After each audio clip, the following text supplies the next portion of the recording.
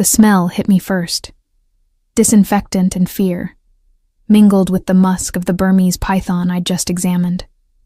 My fingers still trembled slightly as I locked the reptile's enclosure, the adrenaline from wrestling 200 pounds of muscle finally beginning to ebb. The wall clock read 9:47. I'd been at Cross Creek Exotic Animal Clinic for 14 hours straight, and my back screamed its protest with every movement. I loved this place.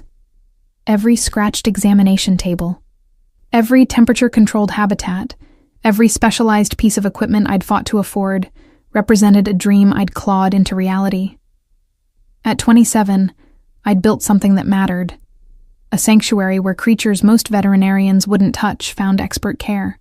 Sugar gliders, venomous lizards, endangered parrots, even the occasional confiscated wildlife from customs. They all came through my doors. But partnerships, I was learning, were complicated things. Riley, Marcus Webb's voice cut through my exhaustion. My business partner stood in the doorway of my office, his expensive suit somehow still crisp despite the late hour. "We need to talk." Something in his tone made my stomach clench. I'd known Marcus for 6 years, since veterinary school, and I'd never heard that particular edge before. Cold, calculating.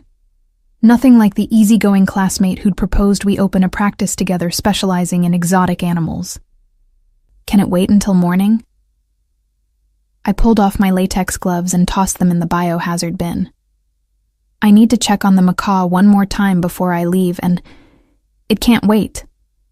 He stepped fully into my office, and I noticed for the first time that he wasn't alone. 2 men in dark suits flanked him, their faces expressionless. Private security, maybe. Or lawyers. Either way, my instincts screamed danger. I positioned myself behind my desk, putting solid oak between us. "What's going on, Marcus?" "I need you to sign these." He dropped a manila folder on my desk. Papers spilled out, official-looking documents dense with legal terminology. Health certificates for a shipment coming in next week. Rare birds from Southeast Asia. My eyes scanned the top page, and my blood went cold. These animals haven't been examined. I can't certify them as disease-free when I haven't even seen them. "You'll see them when they arrive." Marcus's smile didn't reach his eyes.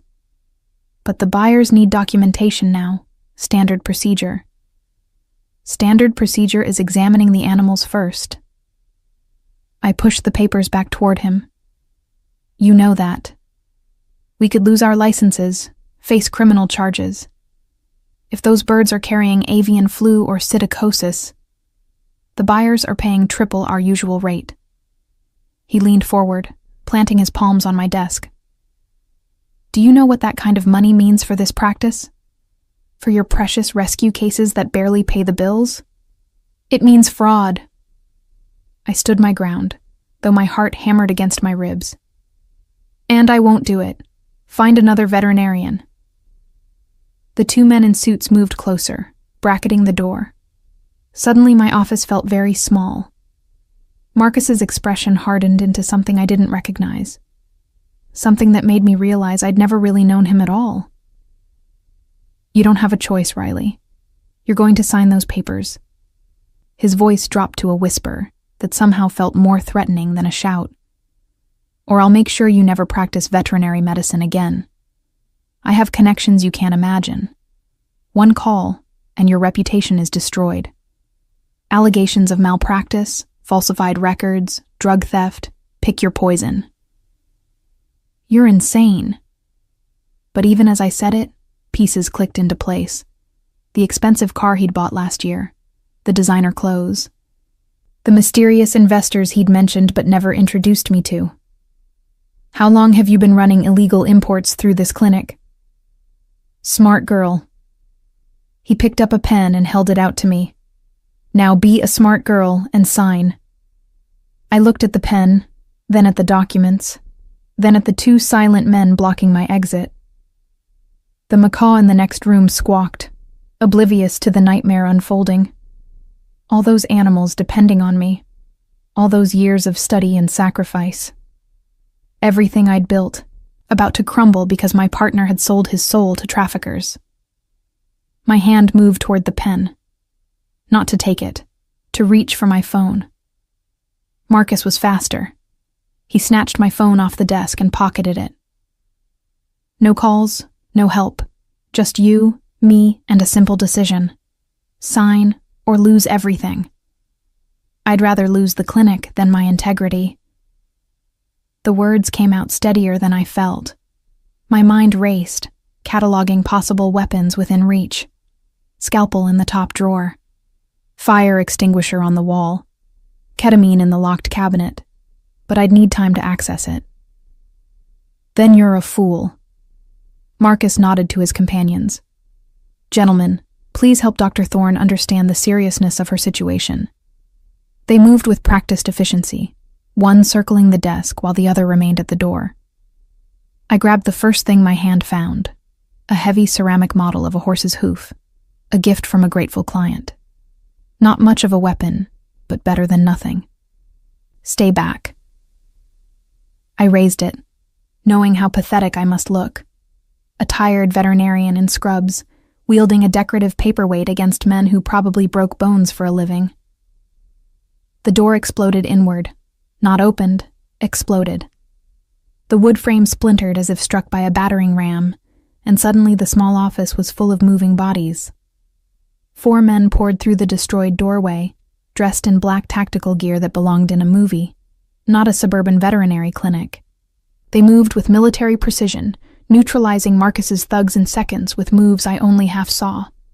And then there was him.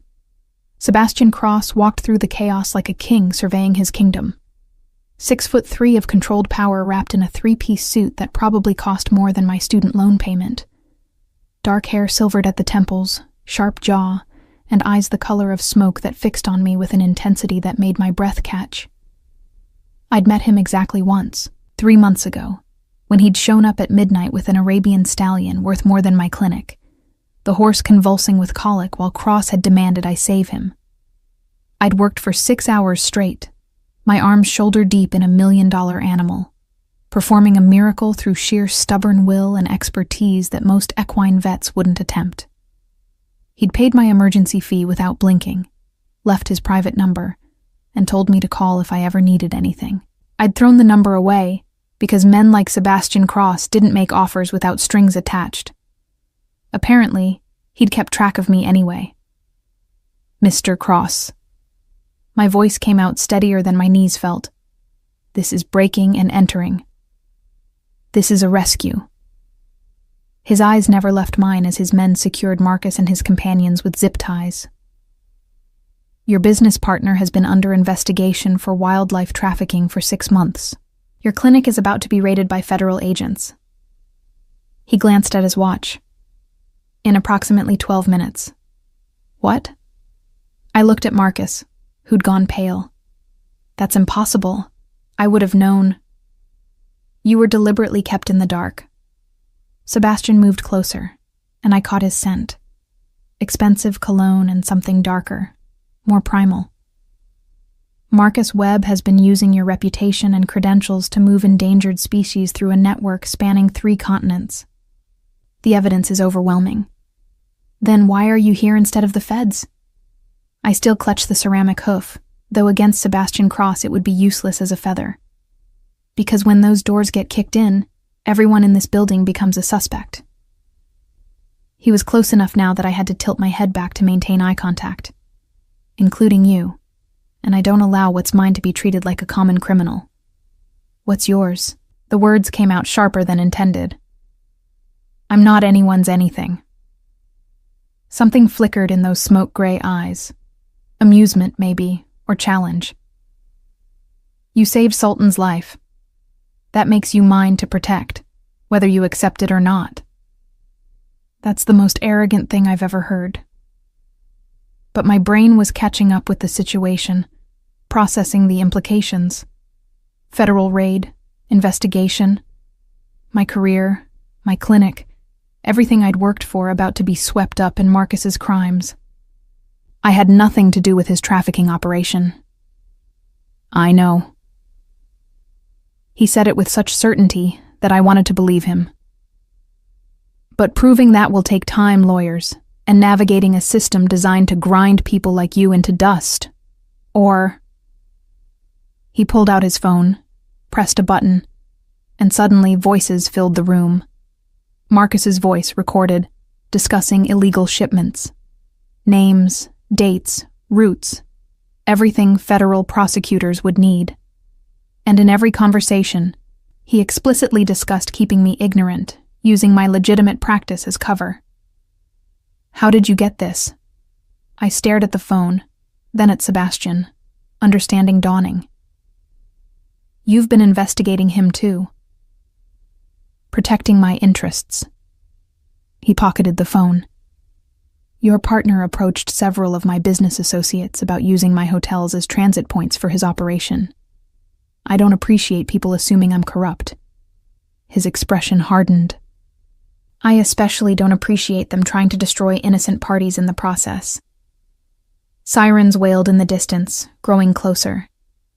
Sebastian's men had Marcus and his companions secured and were already moving toward the back exit. Sebastian himself hadn't moved, still standing close enough that I could see the individual threads in his suit jacket. Come with me.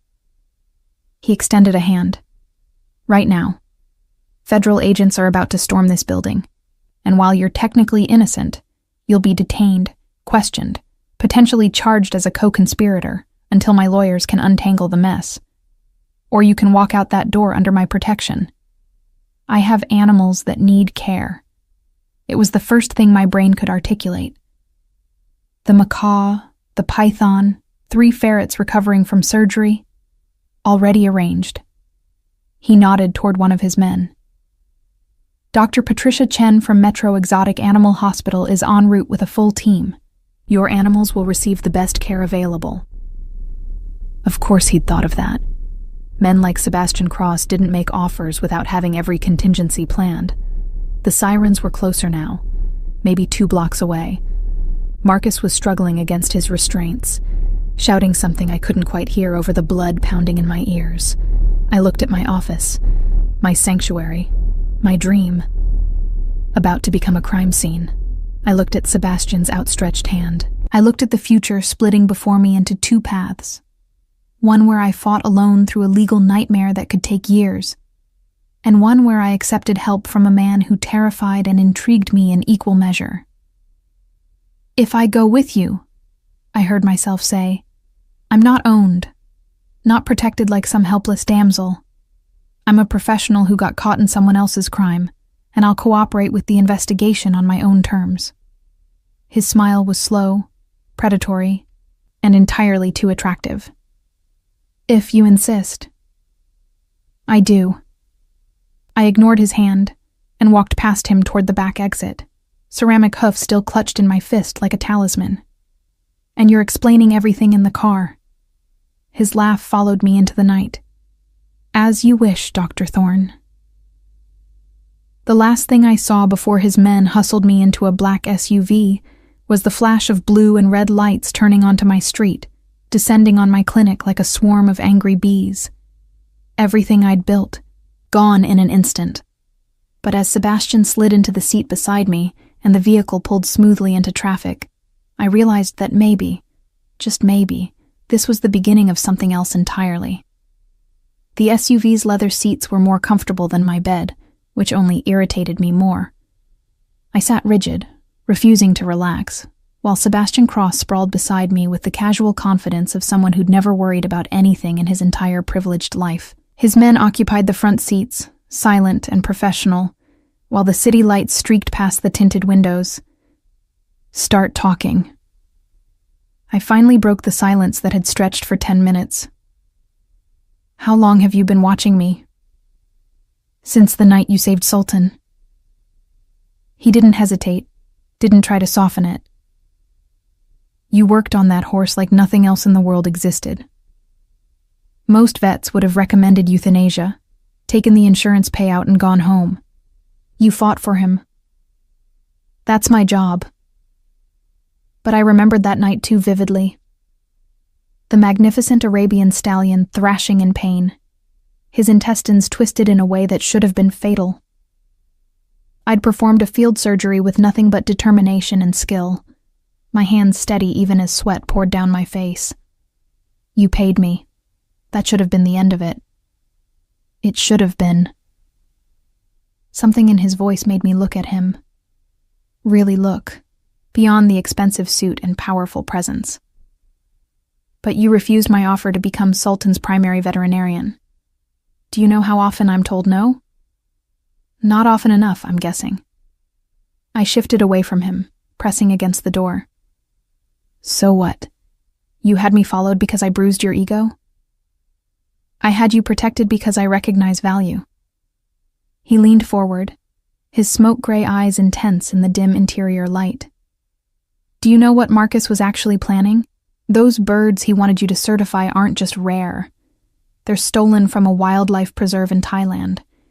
18 blue-throated macaws, a species so endangered that fewer than 400 exist in the wild. My stomach dropped. Oh, God. He planned to sell them through underground channels for $500,000 each. And when the investigation traced them back to your clinic, you would have been the licensed veterinarian on the documentation. The one who certified them as legally obtained and disease-free. Sebastian's expression hardened. You would have faced 20 years in federal prison while Marcus disappeared with his money. You're saying he was setting me up from the start. It wasn't a question. The pieces fit too perfectly now. Marcus's insistence that I handle all the legal paperwork, his constant pressure to expand faster than we could sustain, the way he'd isolated me from the business side of the practice. I'm saying your partner is scum who saw your reputation as a tool to exploit. Sebastian pulled out a tablet and handed it to me. This is everything my investigators compiled. Bank records, communications, transport manifests. Marcus Webb has been running his operation for 3 years, long before you partnered with him. I scrolled through the documents, my horror growing with each page. Endangered species from 6 continents, profits in the millions. A network of corrupt officials, dealers, and wealthy buyers who treated rare animals like trading cards. And my name, my credentials, my clinic, all of it weaponized to give his crimes legitimacy. Why didn't you go to the authorities immediately? I looked up from the tablet. If you had all this evidence. Because federal investigations move slowly, and I needed to be certain you weren't complicit. He said it matter-of-factly, without apology. I've been watching you for 3 months, Dr. Thorne.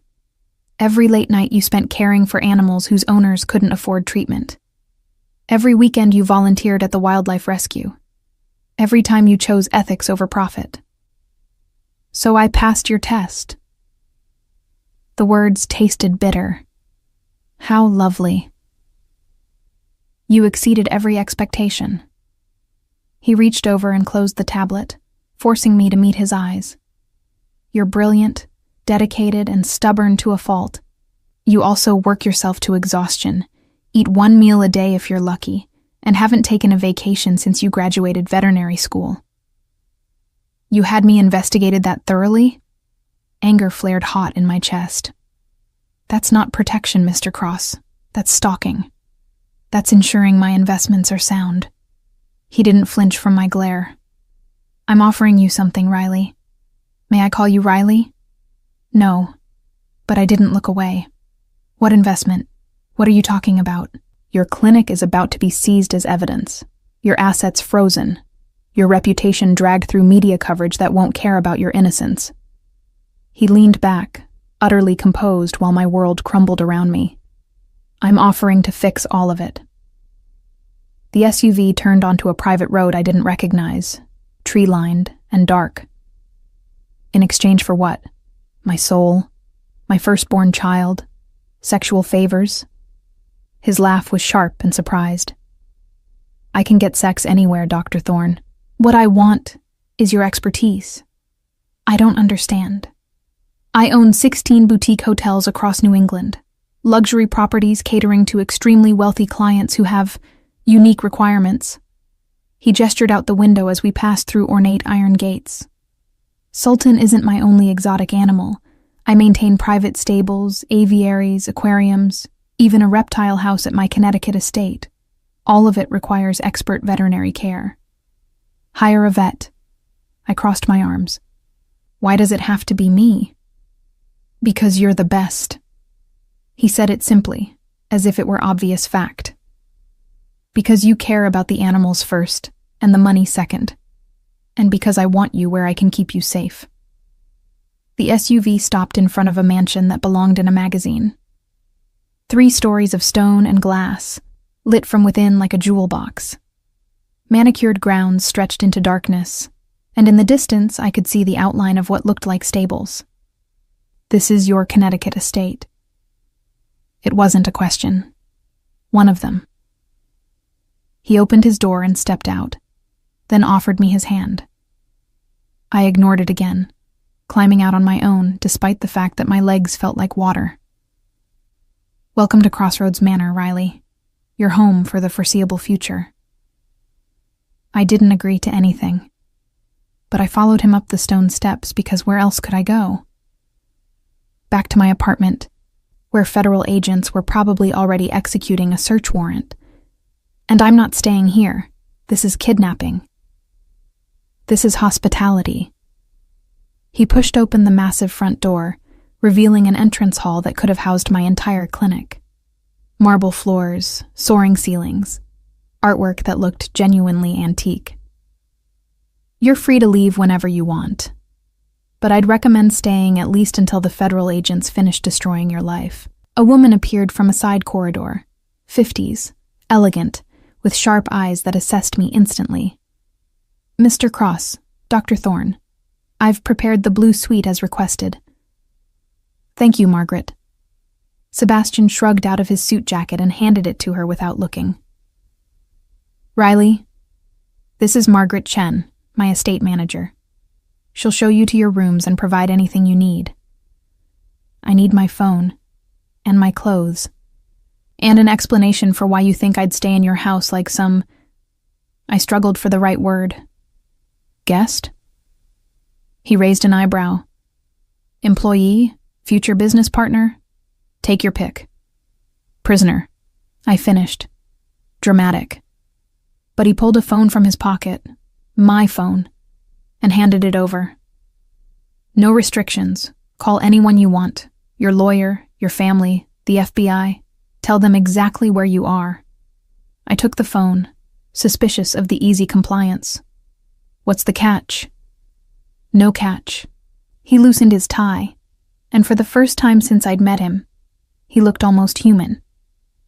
Tired, maybe, or just less perfectly composed. I'm betting that once you hear what I'm offering, you'll want to stay. Margaret cleared her throat delicately. Sir, Dr. Chen is waiting in the stables. The mare is showing signs of distress. Sebastian's expression shifted instantly from negotiation to concern. Which mare? Starlight. Possible colic. He was moving before she finished speaking, heading toward a rear corridor. Riley, come with me. I'm not your on-call vet, but my feet were already following because a horse in distress overrode every other consideration. Professional instinct kicked in, my brain automatically running through colic symptoms and treatment protocols. We emerged from the house into cool night air, crossing a courtyard toward the most luxurious stable I'd ever seen. Not the utilitarian barn of my limited equine experience, but something that looked like a 5-star hotel for horses. Brass fixtures gleamed under soft lighting. Classical music played from hidden speakers. Each stall was larger than my apartment's living room.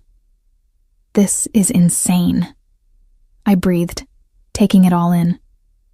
How many horses do you have? 23. He led me past stalls housing magnificent animals that turned to watch us with curious eyes. Arabians, thoroughbreds, a few warm bloods. I breed and compete. It's a hobby that became a passion. We reached a stall at the end where a gray mare paced restlessly, her sides heaving. An older woman in veterinary scrubs stood outside, monitoring. She looked up as we approached. Sebastian, Dr. Thorne. She nodded to me. Patricia Chen. We met once at a conference. I remembered her. Brilliant equine specialist, semi-retired. You're the backup vet he sent to my clinic. I'm also his aunt. She smiled wryly. Family business. Starlight started showing symptoms an hour ago. Pawing, looking at her flanks, elevated heart rate. I've administered Banamine, but I wanted a second opinion before we go invasive. I was already moving to the stall door, my exhaustion forgotten. This was what I knew. This was where I felt confident. May I examine her? Please. Sebastian stepped back, giving me space but watching intently. I entered the stall slowly, letting the mare recognize me as non-threatening. She was beautiful, dappled gray with intelligent dark eyes currently clouded with discomfort. I ran my hands over her sides, feeling for gas buildup, listening to her gut sounds with a stethoscope Patricia handed me. Heart rates elevated but not critical. I worked methodically, checking capillary refill, gum color, temperature. Gut sounds are reduced on the left side. When was her last bowel movement? This morning, Patricia consulted her notes. Normal amount and consistency. I pressed carefully on the mare's abdomen, watching her reaction. I think it's gas colic early stage. The Banamine should help, but she needs walking. 20 minutes every hour until the blockage passes. I looked at Sebastian. Your aunt is right. We can wait before considering more aggressive treatment. You're certain? He'd moved closer to the stall door, close enough that I could see genuine concern in his expression. 90% certain. I stroked Starlight's neck, and she leaned into the touch. But I'll stay with her through the night to be sure. If she worsens, we'll need to tube her or consider surgery. All night? Patricia looked surprised. Dr. Thorne, you've had a difficult evening. I can monitor her. No offense, Dr. Chen, but I'm already here, and I stopped myself before saying, I'm too wired to sleep anyway. Instead, I'm the one who made the diagnosis. I should see it through. Sebastian and his aunt exchanged a look I couldn't quite interpret. Finally, he nodded. Then I'll stay with you. That's not necessary. It's my horse, my stable, my responsibility. He'd already removed his tie completely and rolled up his sleeves. Besides, you'll need someone to walk her while you rest. I wanted to argue, but the logic was sound. And truthfully, the prospect of spending the night alone in a strange place, even a stable, felt more unsettling than I wanted to admit. Fine. I turned back to Starlight. But don't expect me to make conversation. I'm here for her, not you. His soft laugh followed me as I led the mare out of her stall and into the aisle. Patricia handed me a lead rope and some instructions, then excused herself, citing the need to prepare for the animals being transferred from my clinic. And then, it was just me, Sebastian Cross, and a colicky horse, walking slow circles in the most expensive stable I'd ever seen, while the night deepened around us. You love this. Sebastian spoke after we'd completed 3 silent circuits. Being with animals, it's not just a career. It's everything. I didn't see the point in denying it. People are complicated. Animals are honest. You treat them well, they trust you. You help them heal, they remember. And people? He matched my pace, his expensive shoes somehow navigating the stable floor without issue. People lie. People betray. People use you for their own gain and throw you away when you're no longer useful. I heard the bitterness in my voice and hated it. Present company excluded, apparently, though I still don't understand why. I told you, you saved Sultan. That's not a reason. That's an excuse. I stopped walking, forcing Starlight to halt. The mare nuzzled my shoulder, seeking comfort, and I stroked her face. Nobody upends their life and deploys tactical teams to rescue a veterinarian they met once, unless there's something else going on. Sebastian was quiet for a long moment, studying me with those smoke-gray eyes. You're right. There is something else. My heart kicked against my ribs. What? I was there that night, in the stall with Sultan, watching you work. And I saw something I haven't seen in... He paused, choosing words carefully. A very long time. Absolute dedication. Pure competence. Someone who cared more about doing the job right than impressing me or securing future business. So this is about admiration? I started walking again, needing movement. You're playing White Knight because you were impressed? I'm protecting an asset because I recognize rare value when I see it. He kept pace easily. And because I want you working for me, not rotting in a federal detention center while lawyers argue about documents you never even read. Working for you. The word settled between us like a challenge. As what, exactly? Chief Veterinary Officer for Cross Luxury Estates.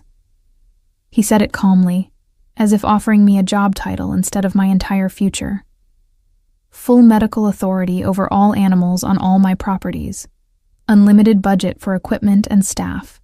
Salary that's triple what you were making at your clinic. I almost stumbled. That's insane. That's business. He stopped walking, forcing me to face him. Riley, your clinic is gone. Even if you're cleared of all charges, the damage to your reputation will take years to rebuild. Marcus's crimes will taint you by association. You'll spend the best years of your career fighting to prove you're not a criminal. Or, my throat felt tight, or you let me fix it. My lawyers will handle the federal investigation. My PR team will manage the media narrative. And you'll work here, doing what you do best, while the legal mess gets quietly resolved. He moved closer, his presence overwhelming in the intimate space. In 6 months, you'll have a better reputation than ever. In a year, you'll have resources you never dreamed of, and all of it legitimate, legal, and yours. It was too good, too easy. What do you really want from me, Sebastian? I want you safe. He said it simply, and for the first time, I heard something genuine beneath the business magnate exterior. I want your expertise, and I want to see what you can build when you're not limited by budget constraints and corrupt partners.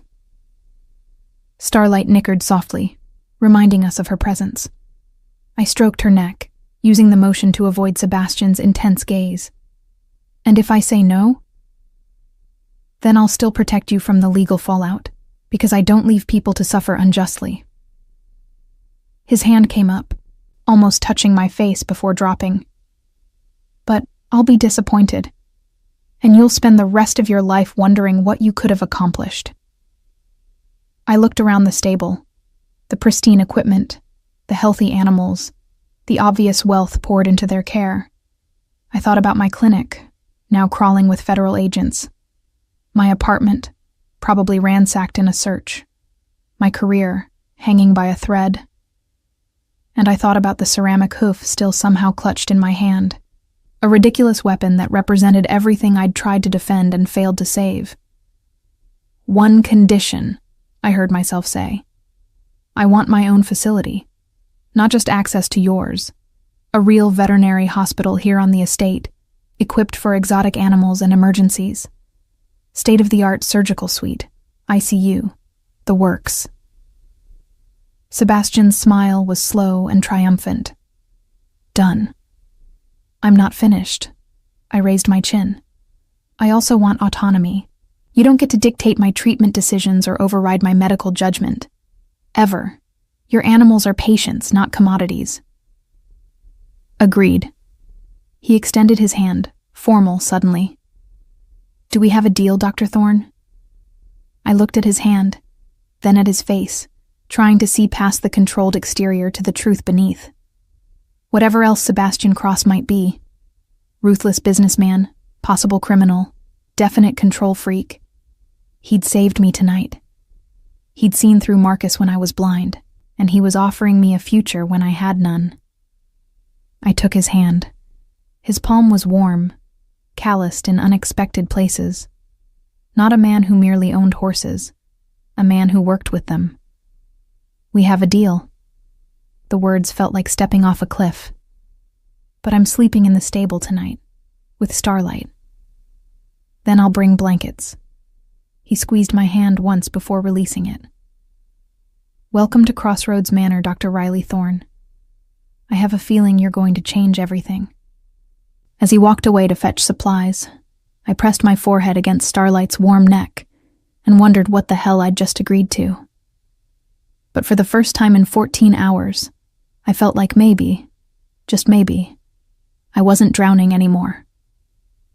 3 months later, I stood in the surgical suite of what had become the finest exotic veterinary hospital in New England, elbow deep in a Bengal tiger cub's abdomen, and realized my life had become completely unrecognizable. Suction. I didn't look up, my entire focus on the delicate organs visible through the incision. My assistant, Dr. James Park, who jumped at the chance to leave his underfunded zoo position for Cross Estates, quickly cleared the surgical field. "Foreign body identified," I murmured into the recording device mounted above the operating table. "Appears to be a cloth fragment, approximately 4 centimeters by 6 centimeters, lodged in the jejunum causing partial obstruction. The tiger cub belonged to a private collector in Vermont, one of several clients who'd started calling once word spread about the new facility. Sebastian had delivered on every promise. The hospital occupied a converted carriage house on the eastern edge of the estate, 5,000 square feet of specialized equipment, climate-controlled recovery rooms, and surgical technology that made my old clinic look like a child's play set. "How's her vitals?" I carefully grasped the foreign object with forceps, my movements controlled and precise. "Stable. Heart rate 130, respiration 22, blood pressure holding steady." James monitored the screens displaying the cub's life signs. "You want to close?" "In a minute." I examined the intestinal tissue for damage, relieved to find only minor inflammation. This little girl has been sneaking into someone's laundry basket, probably chewing on towels when nobody's watching. Rich people's problems. James's voice held amusement. "My last patient was a malnourished capuchin monkey seized from a roadside zoo. This one's probably fed filet mignon." Animals don't care about their owners' bank accounts. I began the closing process, my sutures neat and methodically placed. They just want to feel safe and loved, even Bengal tiger cubs who eat designer towels. An hour later, the cub was recovering in one of the ICU kennels. Her owner, a nervous woman in pearls and Chanel, sobbing with relief and writing a check that would fund the hospital for a month. I peeled off my surgical gloves and scrubbed up, letting the hot water wash away the tension that always accompanied major procedures. "Dr. Thorne?" Margaret's voice came through the intercom. "Mr. Cross is requesting your presence at the main stables. One of the mares is foaling earlier than expected." I checked the wall clock, 6:30 in the evening. I'd been in surgery since noon, and my stomach was staging a revolt, but horses didn't care about meal schedules. "Tell him I'm on my way." I grabbed a protein bar from my office, a space Sebastian had designed with floor-to-ceiling windows overlooking a pond where exotic waterfowl preened, and headed for the stables. The walk gave me time to appreciate what I'd stepped into. Crossroads Manor sprawled across 300 acres of Connecticut countryside, carefully landscaped to provide natural habitats for Sebastian's extensive animal collection. Beyond the horses, there were aviaries housing rare parrots and finches, a reptile house with climate zones mimicking 6 different ecosystems, and a private pond stocked with koi worth more than luxury cars. All of it under my medical supervision. All of it my responsibility. It should have been overwhelming. Instead, it felt like coming home to a place I'd never known existed. The main stable was bustling when I arrived. Several of Sebastian's staff, stable hands, trainers, breeding managers, clustered around a stall where a chestnut mare paced restlessly.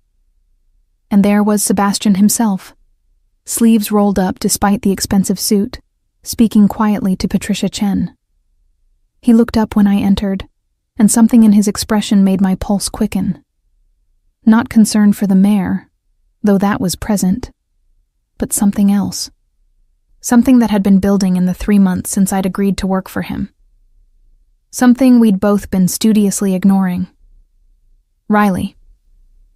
He'd started using my first name without asking permission about 2 weeks in, and I'd stopped correcting him because hearing it in his deep voice did things to my equilibrium that I didn't want to examine. Diamond Girl's water broke 20 minutes ago. Patricia thinks it's a textbook delivery, but we wanted you here. Let me see her. I moved to the stall, my professional focus overriding everything else. The mare was one of Sebastian's prized thoroughbreds, bloodlines worth hundreds of thousands of dollars, and this foal represented significant investment. But more than that, she was a living creature about to perform the miracle of birth, and I'd be damned if anything went wrong on my watch.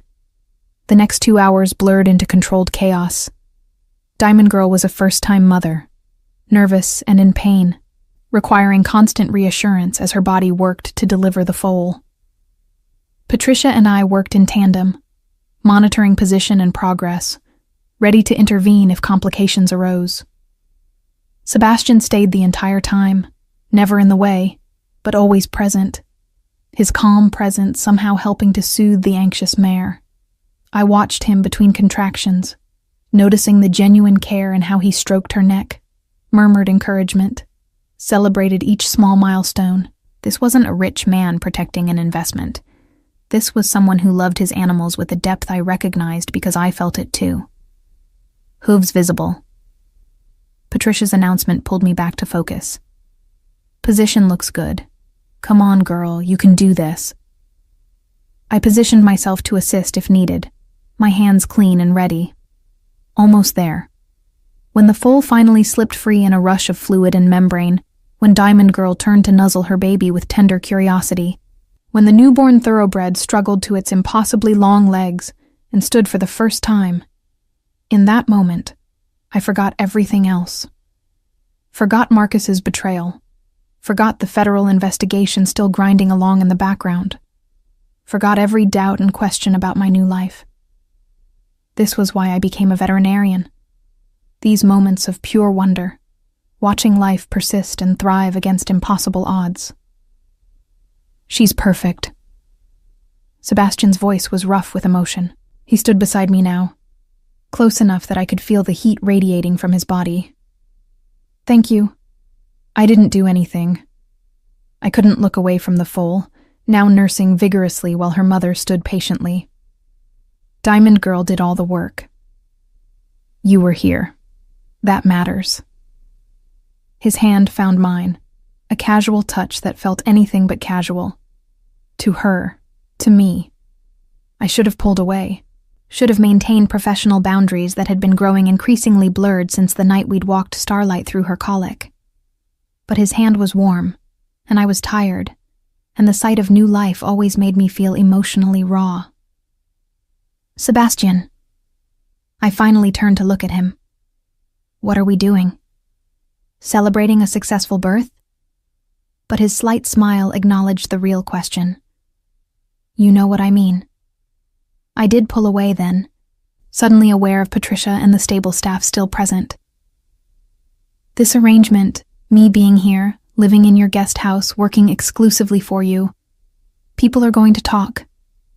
Let them talk. He didn't seem concerned. You're the best veterinarian in New England.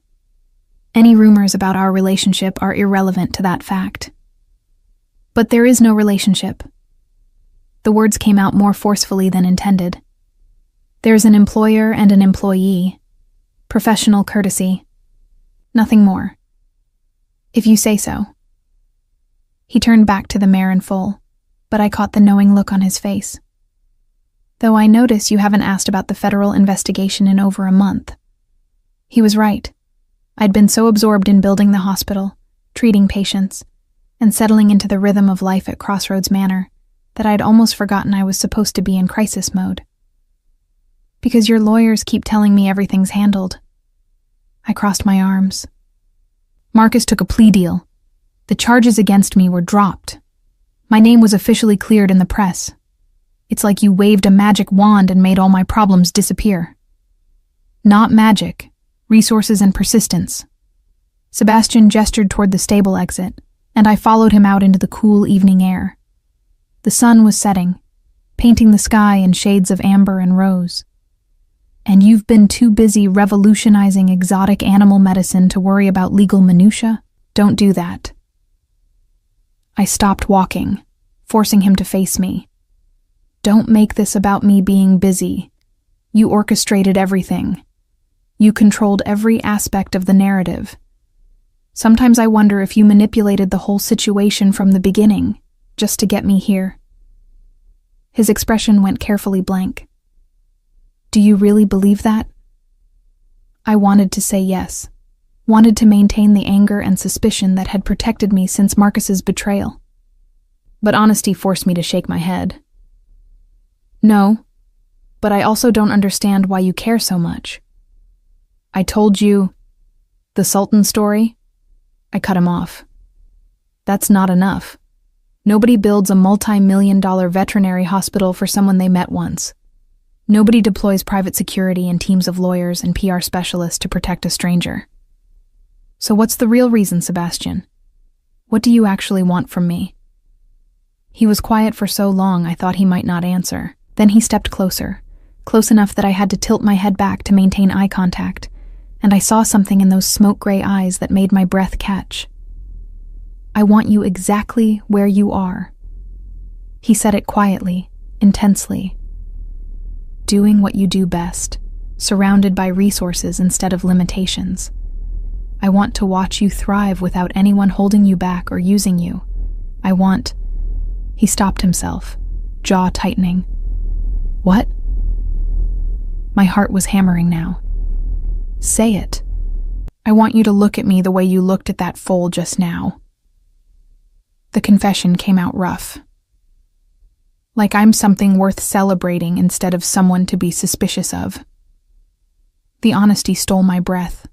I'd spent 3 months constructing walls, maintaining professional distance, telling myself that Sebastian Cross was just my employer and benefactor, that the way my pulse raced when he entered a room meant nothing, that the hours we spent together, walking horses, discussing treatment plans, celebrating successful surgeries, were merely collegial.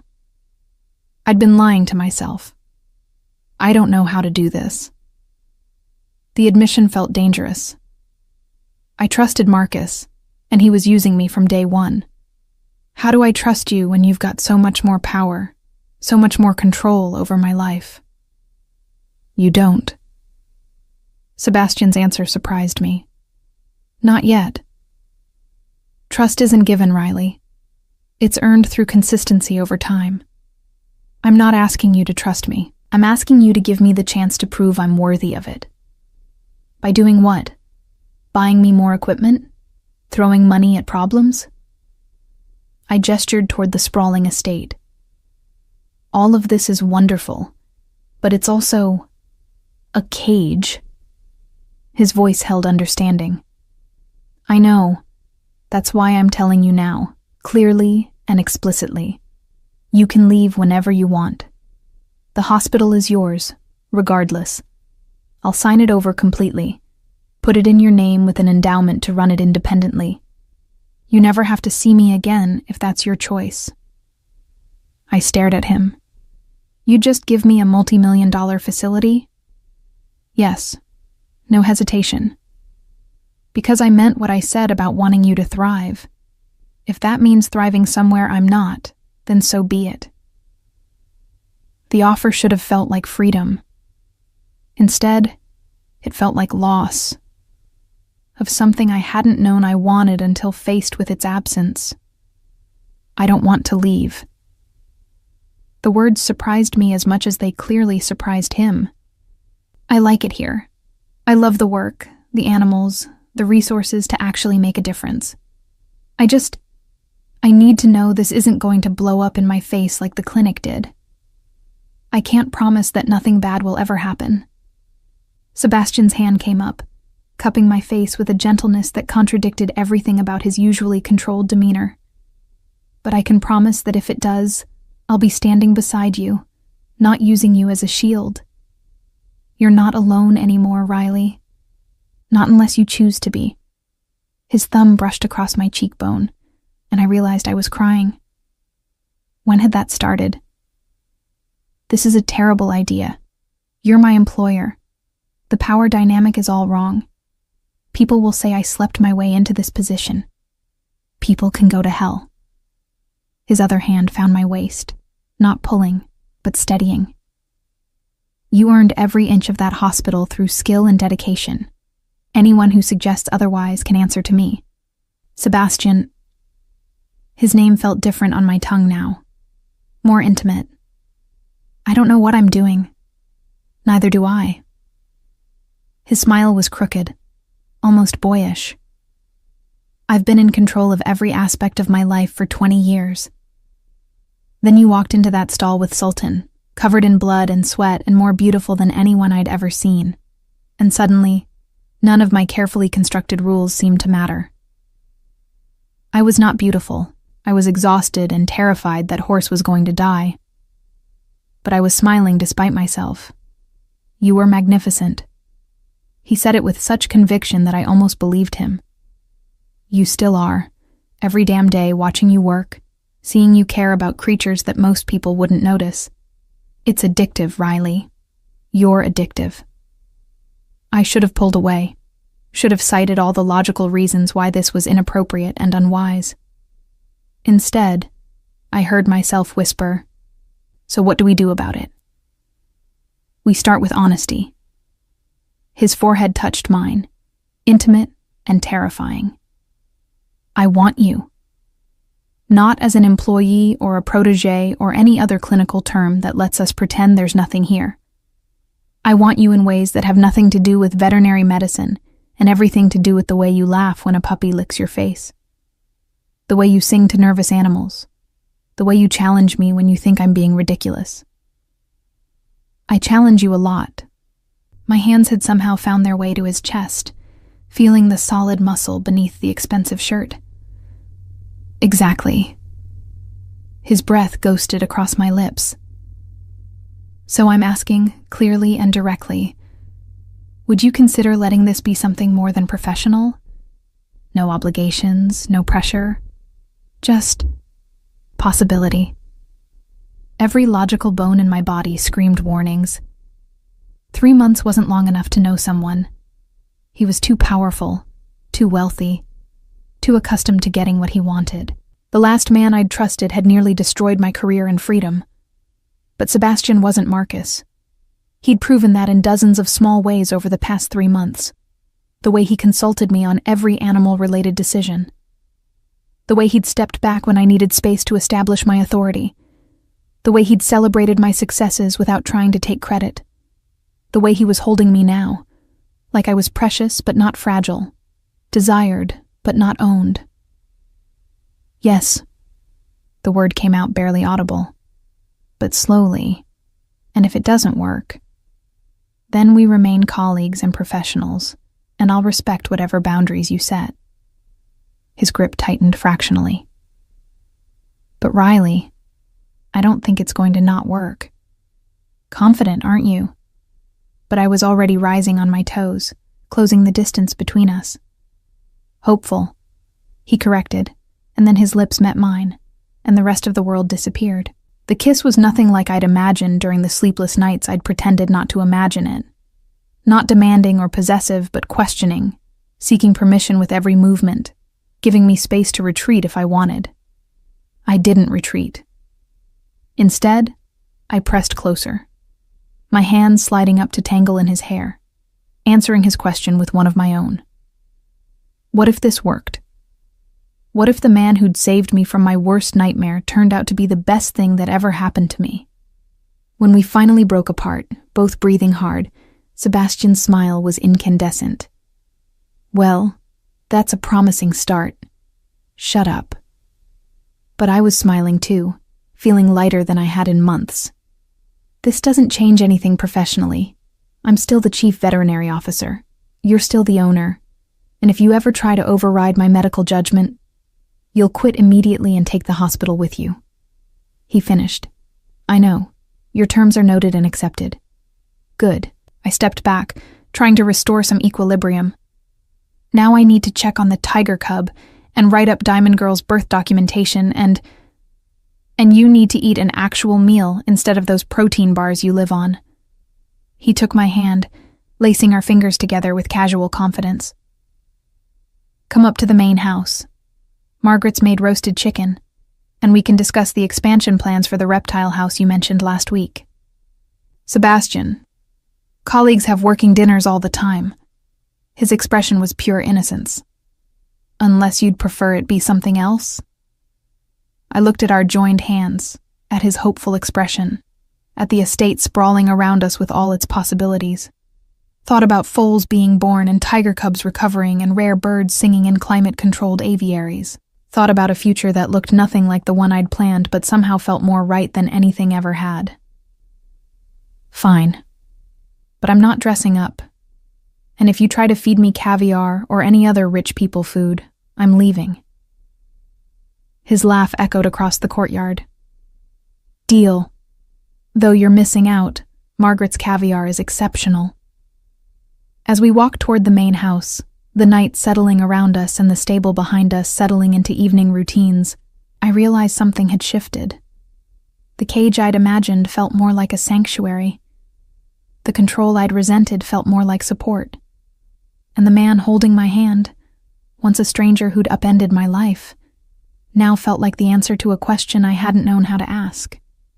I still had doubts, still worried about power dynamics and public perception and all the ways this could go wrong. But for the first time in my adult life, I also had hope that maybe, just maybe, I'd found somewhere I belonged. The main house dining room was less formal than I'd feared, more intimate library than grand hall, with floor-to-ceiling bookshelves and a table that seated 8 instead of 30. Margaret had set 2 places at one end, close enough to feel personal without forcing awkward proximity. This is your casual dining room? I raised an eyebrow at the chandelier that probably cost more than a year of my former salary. What's the formal one like, Versailles? Worse. I avoid it whenever possible. Sebastian pulled out my chair, a gesture that should have felt antiquated but somehow didn't. The formal dining room seats 40 and has a mural on the ceiling depicting the history of New England horse breeding. It's aggressively pretentious. But you own it anyway. I accepted the seat, hyper-aware of his proximity as he settled across from me. I inherited it. He corrected. The estate belonged to my grandfather. He made his fortune in textile manufacturing, then spent 3 decades turning Crossroads Manor into a monument to his ego. I've been slowly making it livable. Margaret appeared with dinner, roasted chicken as promised, but also garlic potatoes, roasted vegetables, and fresh bread that smelled like heaven. My stomach growled audibly. When did you last eat? Sebastian's question held concern, not judgment. Breakfast. Maybe. I reached for the bread. I had that surgery, then the foaling, and before that, I was doing rounds on the aviaries because 2 of the macaws showed signs of feather plucking. Riley. He waited until I looked up. You're going to burn out. I'm fine. You work 16-hour days, 7 days a week. You've lost weight since you got here. And I found you asleep in the hospital break room last Tuesday at 3 a.m. His expression was gentle but firm. That's not sustainable. I have a lot to prove. The words came out more defensively than intended. This hospital, the facility, all of it. People need to know it's legitimate, not just some vanity project funded by your money. Nobody who's seen your work questions its legitimacy. Sebastian served himself but didn't start eating, clearly waiting for me. But killing yourself to prove a point doesn't help anyone. Not the animals, not me, and definitely not you. I wanted to argue. Instead, I took a bite of chicken and nearly moaned. Margaret's cooking was dangerous, the kind that made you remember food was supposed to be pleasurable, not just fuel. Fine, I'll try to maintain better boundaries. I reached for the vegetables. But the expansion plans can wait until after dinner. He finally began eating, his movements precise and controlled. Tell me about the tiger cub instead. Will she make a full recovery? We fell into conversation about medicine, animals, the peculiar challenges of exotic species care. It was comfortable, familiar, the same discussions we'd been having for months. But underneath ran a new current, awareness humming between us like electricity. I noticed details I'd been ignoring. The way his hands moved when he talked, precise and confident. The rare, genuine smile that transformed his usually controlled expression. The way he listened without interrupting, actually absorbing what I said instead of waiting for his turn to speak. What? He'd caught me staring. Nothing. I looked down at my plate, just thinking. About? His voice held amusement. About how this is probably a terrible idea. But I was smiling despite the words. You realize I'm completely unsuited for your world, right? I don't know which fork to use at formal dinners. I say, shit, when I'm frustrated. I once wore the same scrubs 3 days in a row because I forgot I owned other clothes. Good thing I don't care about any of that. He reached across the table, his hand covering mine. I didn't rescue you from Marcus's mess because I wanted someone appropriate for society functions. I wanted you, exactly as you are. Even when I'm difficult? The question slipped out before I could stop it. Especially then. His thumb traced circles on my palm. Do you know what most people do when I make suggestions? They immediately agree. They tell me I'm brilliant. They scramble to implement whatever random thought I voiced, even when it's obviously flawed. And I tell you when you're being an idiot. I remembered last week's argument about expanding the reptile house. He'd wanted to add venomous species. I'd vetoed it as unnecessary risk without proper specialists on staff. You tell me the truth, he corrected. That's incredibly rare in my world. Most people see my bank account before they see me. Is that why you're still single? The question was too personal, but the kiss earlier had opened doors I couldn't quite close. Surely you've had opportunities. His expression shuddered slightly. I've had relationships, none that survived my work schedule and the realization that I was more interested in my horses than the women I was supposedly dating. That's sad. I meant it. You deserve better than that. So do you. He squeezed my hand gently. What about you? Any dramatic relationship history I should know about? Define dramatic. I considered lying, then remembered his comments about honesty. I dated a fellow veterinary student for 2 years. Thought we'd build a practice together, have the whole partnership thing. Then I found him in bed with a pharmaceutical sales rep and realized he'd been using our relationship to get access to my research notes the whole time. Jesus! Sebastian's grip tightened. What an absolute bastard. Yeah. The old wound barely twinged now, dulled by time and Marcus's more recent betrayal. I have terrible taste in men, apparently. I pick partners who see me as useful rather than valuable. Then it's fortunate I see you as both. He said it lightly, but something in his eyes suggested he meant it seriously. Though I hope you're starting to see the difference. Before I could respond, Margaret appeared in the doorway. Excuse me, Mr. Cross. There's an urgent call from your Boston property. Something about the permits for the rooftop garden renovation. Sebastian's jaw tightened with obvious frustration. Can it wait? The city inspector is apparently threatening to revoke the variance if you don't call back tonight. Margaret looked apologetic. I wouldn't interrupt if it wasn't critical. Of course. He stood reluctantly, his hand trailing across my shoulders as he passed. I'll be quick. Margaret, please bring out dessert for Dr. Thorne. Alone in the dining room, I took stock of my situation. 3 months ago, I'd been cornered in my clinic by a criminal partner, my entire life crashing down. Now I was eating gourmet food in a mansion, working at a world-class facility, and apparently dating, or whatever this was, a man who looked like he'd stepped out of a magazine spread. It felt too good, like the universe was setting me up for an even bigger fall. Margaret returned with what she called just a simple tart. Lemon, buttery crust, absolutely perfect. And I'd nearly finished when raised voices echoed from somewhere in the house. Sebastian's voice, sharp with anger, and another male voice I didn't recognize. I shouldn't have investigated. Should have stayed in my seat like a polite guest. But I'd spent 3 months at Crossroads Manor, and my veterinarian instincts, honed to detect distress, wouldn't let me ignore obvious conflict. I followed the voices to Sebastian's home office, a wood-paneled sanctuary of leather and mahogany. The door stood half open, and through it, I saw Sebastian facing a man in an expensive suit, their postures aggressive. Absolutely not. Sebastian's voice was cold enough to freeze. I've told you repeatedly, I'm not interested in your development scheme. Don't be naive, Cross. The other man, silver-haired, 60s, with the confidence of someone accustomed to getting his way, leaned against the desk. The Connecticut shoreline is the last major undeveloped area within easy reach of New York.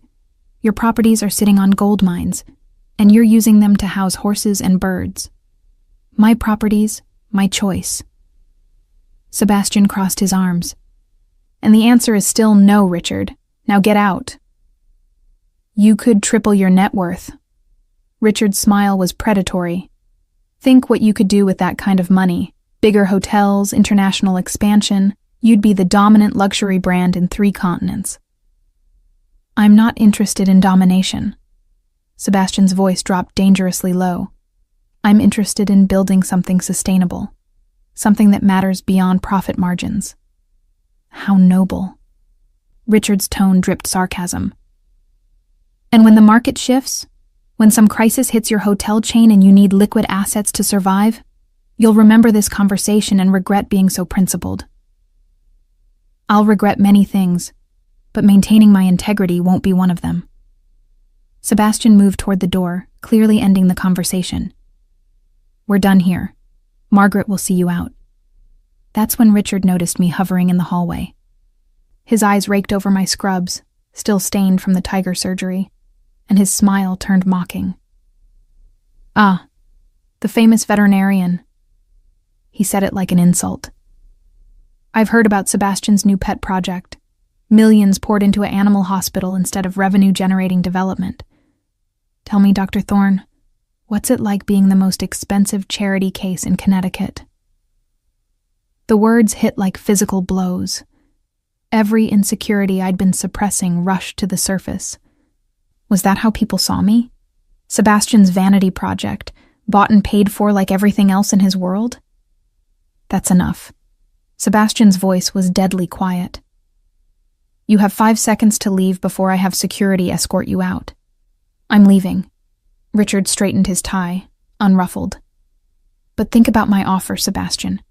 Family legacies don't sustain themselves on sentiment. His gaze slid back to me.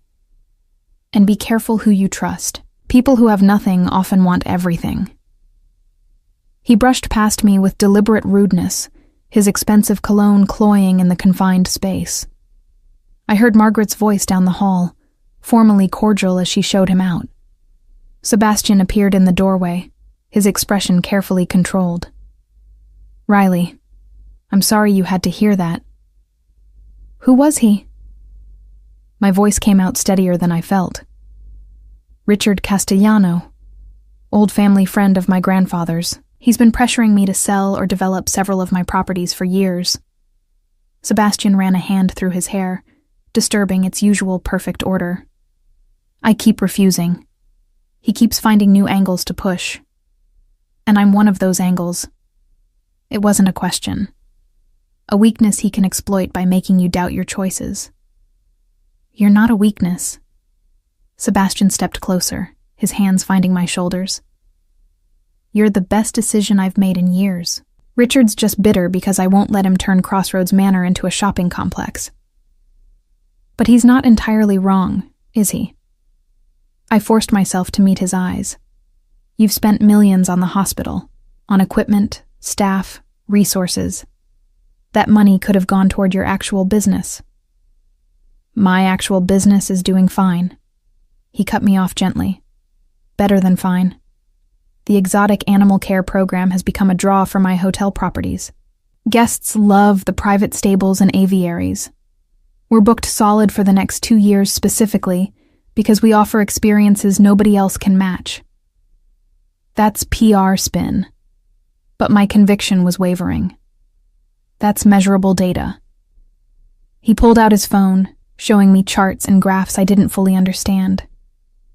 Revenue is up 30%. Brand recognition has doubled. We're expanding into new markets specifically because the animal care angle differentiates us from every other luxury hotel chain. So I'm good for business. The words tasted bitter. That's supposed to make me feel better? No. He pocketed the phone and cupped my face with both hands, forcing me to focus on him instead of my spiraling doubts. You're supposed to feel better because I'm telling you, clearly and explicitly, that Richard Castellano is a miserable old man who measures worth in dollars and sees generosity as weakness, and his opinion means absolutely nothing to me. But what if he's right? The question emerged as barely a whisper. What if I'm just another bad decision, another person taking advantage of you? Then I'll have learned something valuable. He said it so calmly that I almost believed him. But Riley, I don't think that's what's happening here. I think you're brilliant, dedicated, and so used to being exploited that you can't recognize genuine support when it's offered. That's not... I stopped, because maybe it was fair. Marcus had exploited me. My ex had used me. Even my parents, in their own way, had made my veterinary ambitions contingent on their approval and support, withdrawn the moment I chose exotic animals over the conventional small animal practice they'd envisioned. I'm not them. Sebastian's thumbs brushed away tears I hadn't realized were falling. I'm not Marcus, using you as cover for crimes. I'm not your ex, stealing your work. I'm not anyone who's hurt you before. I'm just me. Imperfect, sometimes controlling, probably too intense about things I care about. But honest, Riley. Always honest with you. How do I know that? My voice broke. How do I trust you when everyone else has proven trust is foolish? You don't know. He said it simply. You can't know. Trust isn't knowledge, it's faith. And faith requires a leap. All I can do is keep showing up, keep being consistent, keep proving through actions that my words aren't empty. I wanted to believe him. God, I wanted it so badly it physically hurt. But Richard's words echoed in my mind. Expensive charity case, pet project, nothing wanting everything. I need time. I stepped back from his touch, needing space to think. This is all. It's too much, too fast.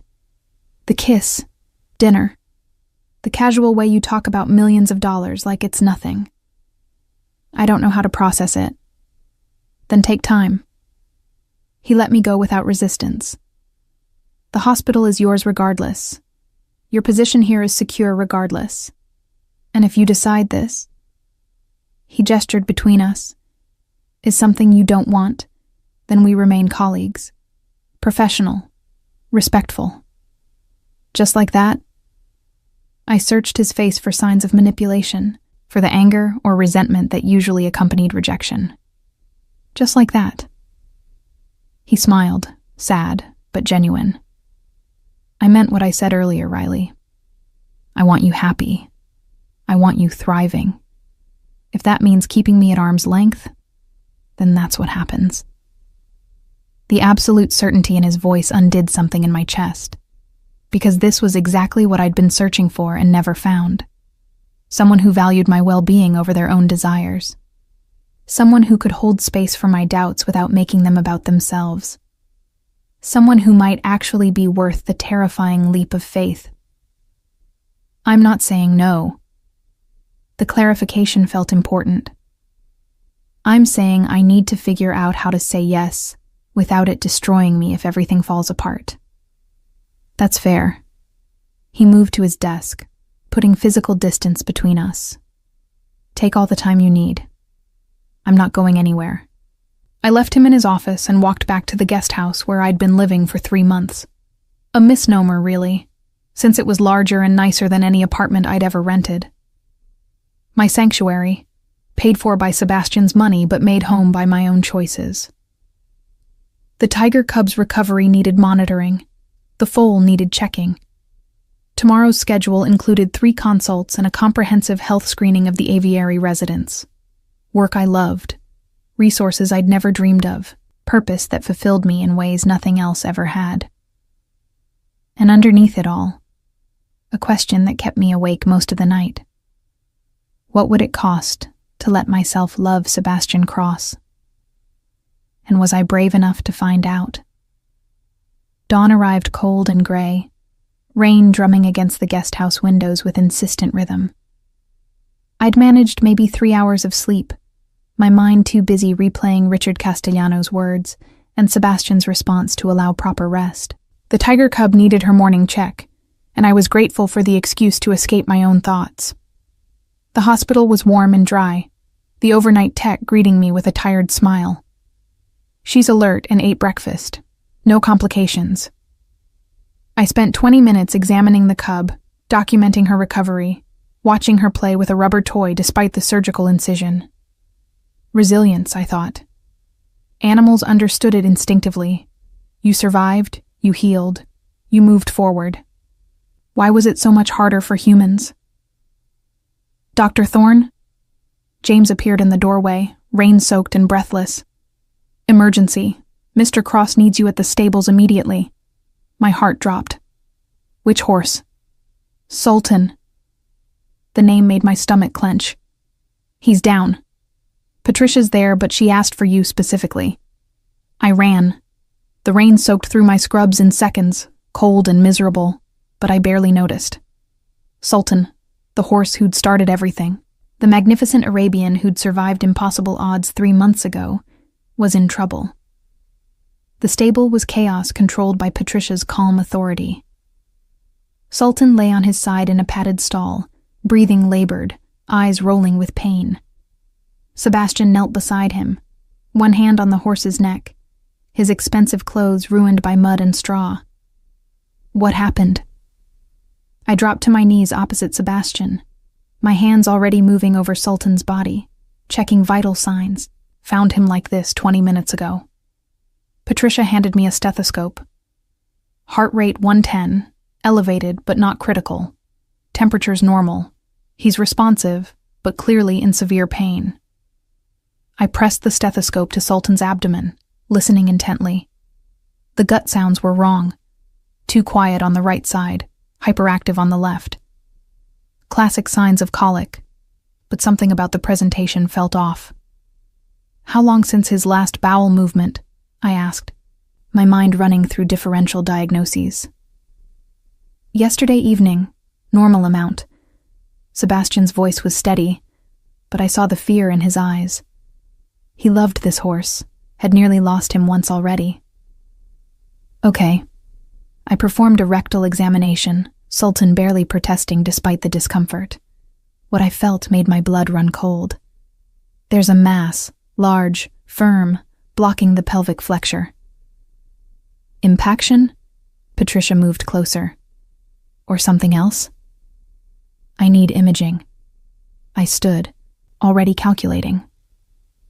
"We have to get him to the hospital, get him scanned.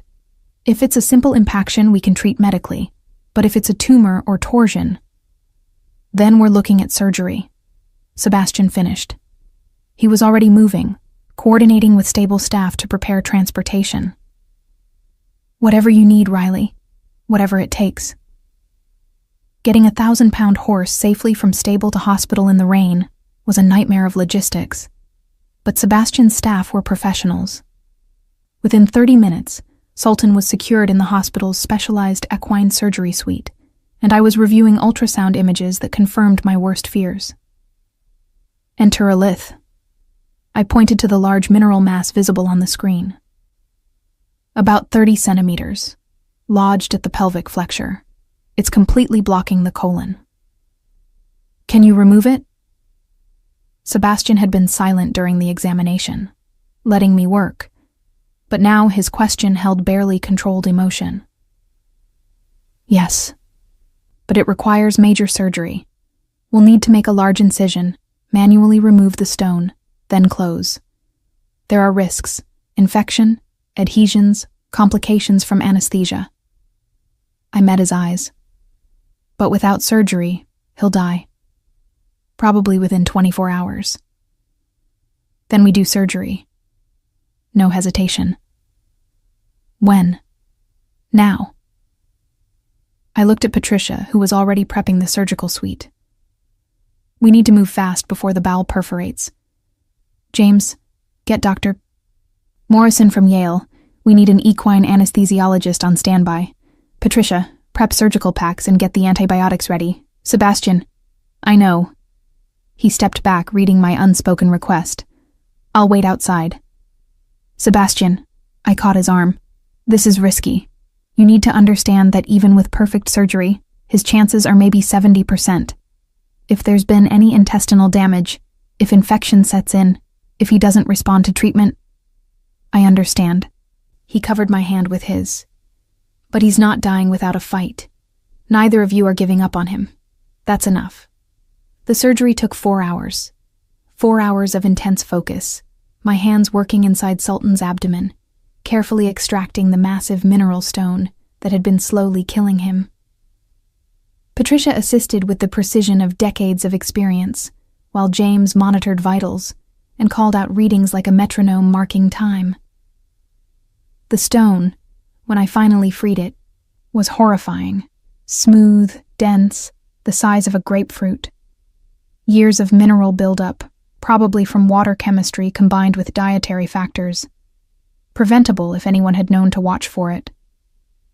Intestinal wall looks good. Patricia examined the tissue under bright surgical lights. No perforations, minimal necrosis. He got lucky. We all got lucky. I began the closing process, my sutures neat and methodical despite my exhaustion. But he's not out of the woods yet. Post-op recovery is going to be critical. When we finally wheeled Sultan into recovery, when I peeled off my blood-soaked surgical gloves and scrubbed the gore from my arms, I found Sebastian exactly where I'd left him. Sitting in the waiting area, soaked clothes dried into wrinkles, hair disheveled, looking nothing like the polished businessman who'd kissed me in the courtyard yesterday. He made it through surgery, I said, without preamble. The stone is out, the bowel looks healthy. Now we wait and see how he responds to recovery. Sebastian stood so fast, he nearly knocked over his chair. Can I see him? Not yet. He needs to wake up from anesthesia, and we need to monitor him closely for the next few hours. I gestured to the coffee maker in the corner. But you can wait here if you want. It's going to be a long night. Then I'm staying. He poured 2 cups, handing me one without asking if I wanted it. You should eat something. I should monitor my patient. But I took the coffee, letting the warmth seep into my cold hands. The adrenaline was starting to fade, leaving me shaky and exhausted. Patricia's monitoring him. James is there too. Sebastian guided me to a chair, his hand on my elbow, gentle but insistent. You just performed major surgery after working yesterday's full shift. Sit down before you fall down. I wanted to argue, but my legs agreed with him. I collapsed into the chair, and suddenly the events of the last 36 hours crashed over me. The tiger cub, the foaling, dinner with Sebastian, Richard Castellanos' cutting remarks, sleepless night wrestling with doubt, emergency surgery on a horse I'd saved once and might be saving again. Hey. Sebastian knelt in front of me, his hands covering mine. You're shaking. Adrenaline crash. I tried to smile. Happens after intense surgery. I'm fine. You're not fine. You're exhausted and probably in shock. He pulled out his phone. I'm having Margaret bring food. Real food, not protein bars. Sultan. Has a full team watching him. You trained them well. They'll call if anything changes. His thumb traced circles on my wrist, the touch grounding. Right now, you need to take care of yourself. Is this how it's going to be? The question came out sharper than intended. You managing my life, making decisions about what I need. Is this you looking for reasons to push me away? He countered, his expression gentle. Because I'm trying to make sure you don't collapse from exhaustion, not control you. I opened my mouth to argue, then closed it. Because he was right. I was picking a fight, manufacturing conflict, anything to avoid the terrifying vulnerability of accepting help. I don't know how to do this. The confession felt like surrender. How to let someone take care of me without it being a trap, I know. He stood, pulling me up with him and into an embrace that should have felt presumptuous but instead felt safe. And I'm not asking you to figure it all out right now. I'm just asking you to sit down, drink coffee, and eat when food arrives. That's it. No hidden agenda. I let myself lean against him, just for a moment, feeling the solid strength of his body and the steady beat of his heart. What if I'm not worth all this trouble? What if you are? He pressed a kiss to the top of my head. What if you're worth exactly this much trouble and more? What if I'm not doing this because I expect something in return, but because seeing you thrive makes me happier than anything else? That's not how the world works. But I didn't pull away. People don't just give without taking. Then maybe my world is different than yours. He eased me back into the chair, then settled beside me instead of opposite. Close enough to touch, but not crowding. Maybe I've got enough money that I can afford to be generous without it costing me. Maybe I've seen enough ugliness in business that I want to create something beautiful just because I can. The hospital. I understood suddenly. That's what this is about. Not just Sultan, not just me. You wanted to build something that mattered. Yes. Simple agreement. I inherited enormous wealth and all the privileges that come with it. I could spend my entire life accumulating more money, more properties, more power. Or I could use what I have to make something meaningful, to support people who are actually changing the world in ways I never could. I'm not changing the world, I protested. I'm just treating animals. You saved an endangered species today, he reminded me. That tiger cub belongs to a breeding program trying to prevent extinction. You performed surgery that most vets wouldn't attempt, giving her a chance to contribute to her species' survival. That's not nothing, Riley. That's everything. Margaret arrived with food, sandwiches, soup, fruit, and tactfully disappeared. We ate in companionable silence, the kind that felt comfortable instead of awkward. Through the window, I could see the sun beginning to set, painting the rainy sky in shades of gray and silver. He's going to make it, I said finally. Sultan. I know it's too early to be certain, but I have a good feeling. I trust your instincts. Sebastian finished his sandwich. You've proven them reliable.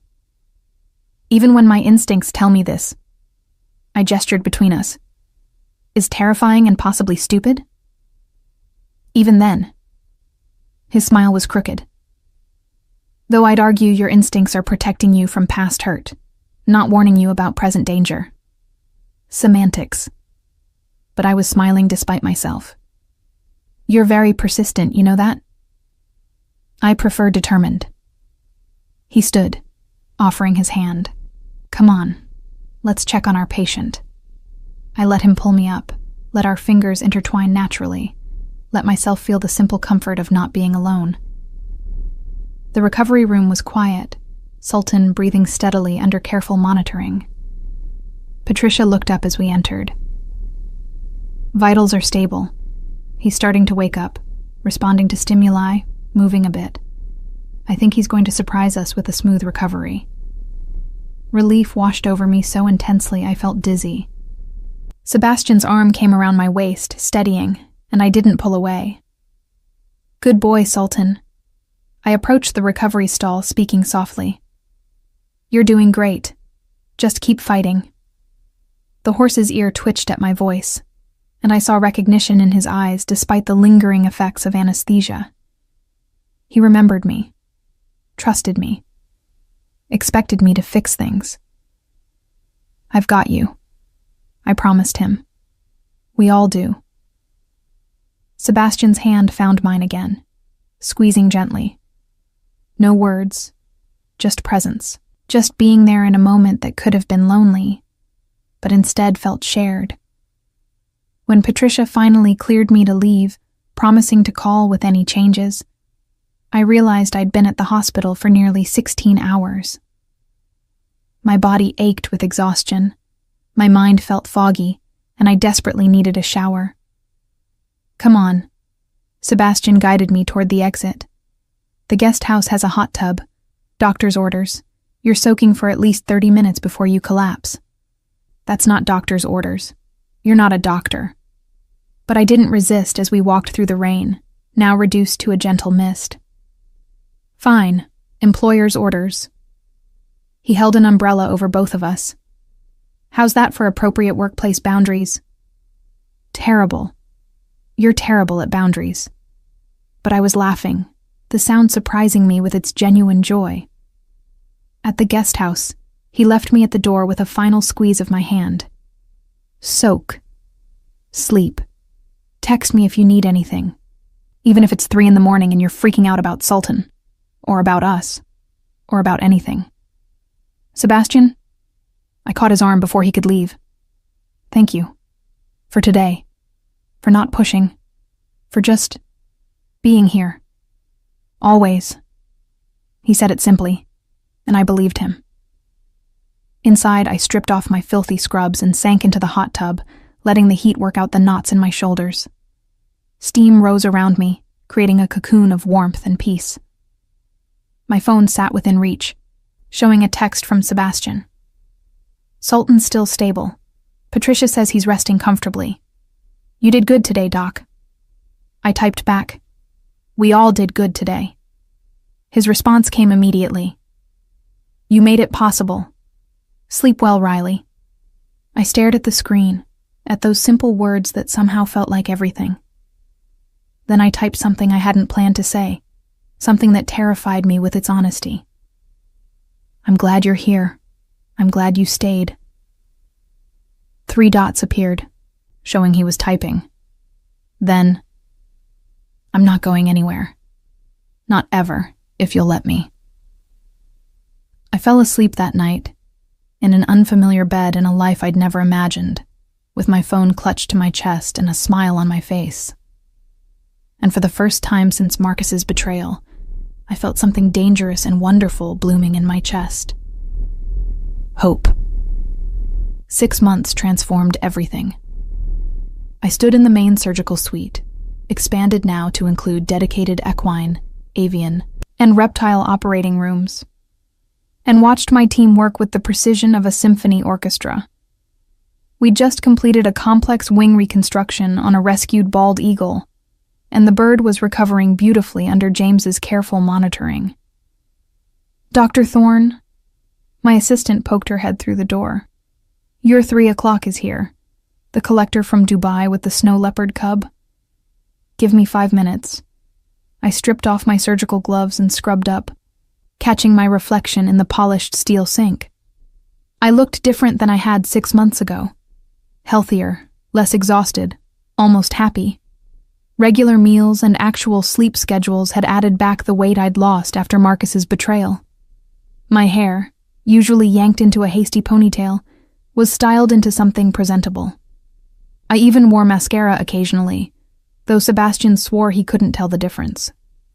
Sebastian. Thinking his name still made my pulse quicken, even after months of what were we, exactly?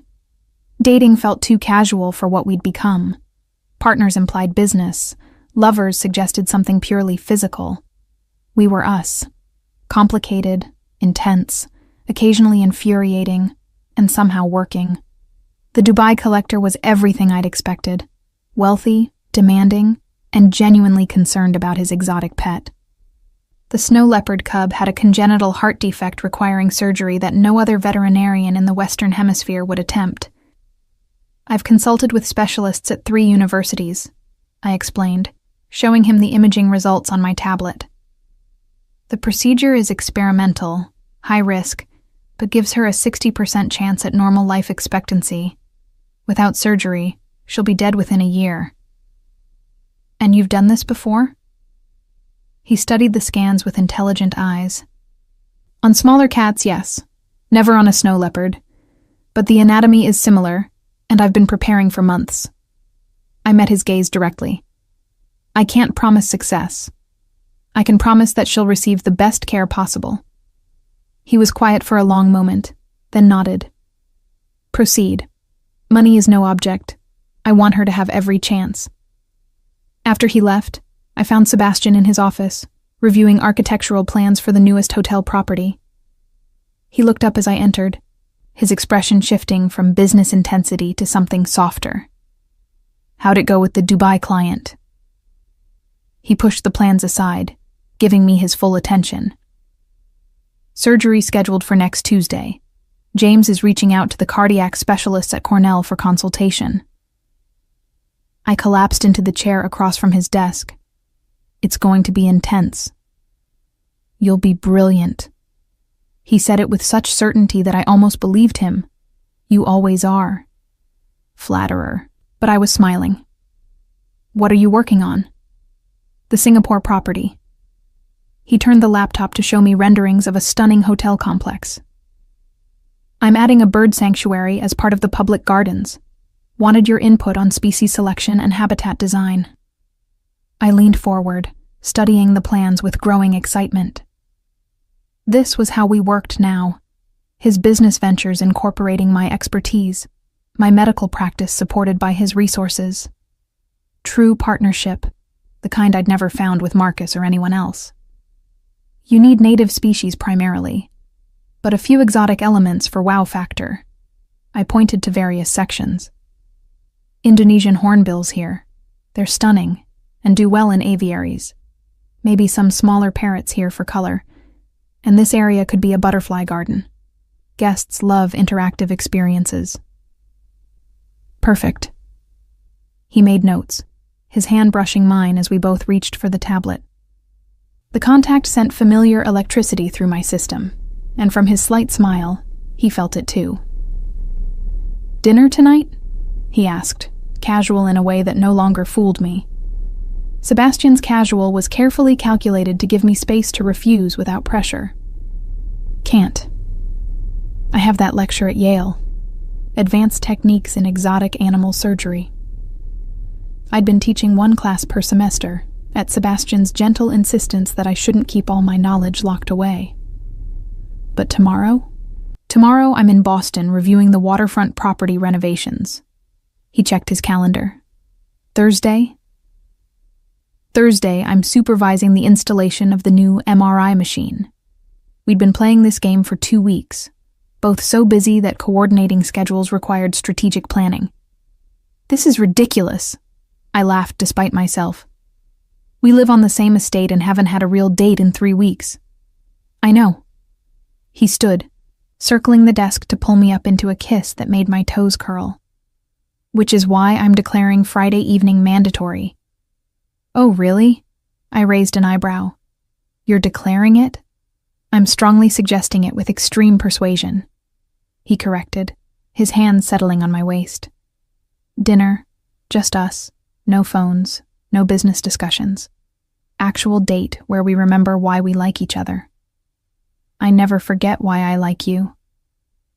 The admission came easier now than it had months ago. But okay. Friday. Mandatory date night. Good. He kissed me again, slower this time, deep enough to make me forget I was supposed to be preparing for a lecture. Now go wow those Yale students with your brilliance. The lecture went well. A room full of veterinary students hanging on every word as I described complex surgical procedures most of them would never attempt. During the Q&A, a young woman in the back raised her hand. "Dr. Thorne, I have to ask, what's it like working with the Cross organization? Everyone says you sold out, that you're just his vanity project." The question should have stung. Months ago, it would have devastated me. Now I just smiled. I could tell you about the $1 million surgical suite, or the unlimited research budget, or the fact that I'm performing procedures that advance the entire field of exotic veterinary medicine. I met her challenging gaze directly, but what matters is this. I save more lives now than I ever could have in private practice. I have resources to take on cases other vets turn away. And yes, I work for someone who values animal welfare enough to invest ridiculous amounts of money in it. If that's selling out, then I'm guilty. After the lecture, several students approached me privately. 2 asked about internship opportunities. One, an older student, probably ex-military based on his bearing, hung back until the others left. "Dr. Thorne, I'm Mike Chen, Patricia's nephew. She told me to look you up." He handed me a business card. "I'm finishing my DVM next year, specializing in exotic animals. If you're looking for associates, we're always looking for good people." I pocketed the card. "Send me your CV and references. We'll talk." Driving back to Crossroads Manor, I reflected on how normal this had all become. The estate that had seemed like a prison 6 months ago now felt like home. The man I'd been terrified to trust now felt like my partner in every sense that mattered. The career I'd thought destroyed had transformed into something bigger than I'd ever imagined. Sultan met me at the stable entrance, fully recovered and gleaming with health. He nuzzled my shoulder, searching for the carrots I usually carried. Spoiled beast. But I produced the treat anyway, stroking his velvety nose. "You started all this, you know. If Sebastian hadn't brought you to my clinic that night, then I would have found another way to meet you." Sebastian's voice came from behind me. Fate's persistent like that. I turned to find him leaning against the stable door, casual in jeans and a polo shirt instead of his usual suit. "I thought you had conference calls all evening." I rescheduled. He moved closer, that predatory grace that still made my breath catch. "Because I realized something today." "What's that?" I let him pull me close, Sultan snorting approval behind us. "That I'm tired of waiting." His hands framed my face, intense and sure. "That I've been giving you space and time to adjust, to trust, to feel safe. But 6 months is enough time to know what I want." My heart hammered against my ribs. "Sebastian, let me finish." His thumbs traced my cheekbones. "I'm not proposing. Not yet, though that's definitely in our future if you'll have me. But I'm saying that this, us, isn't casual for me. It's never been casual. You're not a project or a charity case or any other dismissive label people want to apply. You're the woman I love, and I'm done being subtle about it." The words stole my breath. We danced around feelings for months, implied and suggested, but never stated explicitly. Hearing him say it out loud, clear and direct, felt like standing at the edge of a cliff. "You love me," I repeated, testing the words, desperately. He said it without hesitation. Probably since that first night with Sultan, though I didn't recognize it then. Definitely since you threatened me with a ceramic hoof while Marcus's thugs were closing in. Absolutely since the night you stayed up with Starlight, exhausted and stubborn, and refusing to let her suffer alone. I struggled for words. That's a lot of love. It's exactly the right amount. His smile was crooked, uncertain for the first time since I'd known him. And I'm not expecting you to say it back. I know you need time. I know trust doesn't come easy after everything you've been through. But I wanted you to know where I stand. No ambiguity, no games. I love you, Riley Thorne, and I'm in this for however long you'll let me stay. I could have played it safe, could have thanked him politely and asked for more time, could have hidden behind professional boundaries or fear, or any of the dozen defense mechanisms I'd built over years of being hurt. Instead, I kissed him. Not the careful kisses we'd shared before, testing boundaries and respecting limits. This was honest, raw. Every emotion I'd been suppressing for months poured into the connection between us. His arms locked around me, lifting me off my feet, and I wrapped my legs around his waist without conscious thought. I love you too, I gasped when we finally broke apart. I've been terrified to say it, terrified to admit it even to myself. But I do. I love you, Sebastian Cross, and it's the most frightening and wonderful thing I've ever felt. His laugh was pure joy. Frightening? Terrifying, I confirmed. Because losing you would destroy me, and I spent years building walls to prevent exactly that kind of vulnerability. Then it's good that I don't plan on going anywhere. He set me down carefully, his forehead resting against mine. We're in this together, Doc. Every surgery, every crisis, every triumph. You and me, building something neither of us could create alone. That's disgustingly romantic. But I was smiling through tears. Also accurate. Come on. He took my hand, lacing our fingers together.